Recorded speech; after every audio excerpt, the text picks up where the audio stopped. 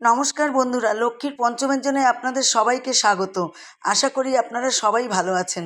আজকে আপনাদের একদম নিরামিষ পেঁয়াজ রসুন ছাড়া দুধ পনিরের রেসিপি তৈরি করে দেখাবো। প্রথমে আমি সাদা তেল দিয়ে দিলাম। পনিরগুলো আমি লম্বা লম্বা করে কেটে নিয়েছি। এখানে দুধ উষ্ণ গরম, এখানে দুধের মধ্যে আমি লবণ আর মিষ্টি দিয়ে দিলাম। পনিরগুলো এরকম হালকা হালকা করে একটু ভেজে নেব, দুদিকে একটু লালচে লালচে কালার হবে। এবার পনিরগুলো আমি গরম দুধের মধ্যে দিয়ে দিলাম।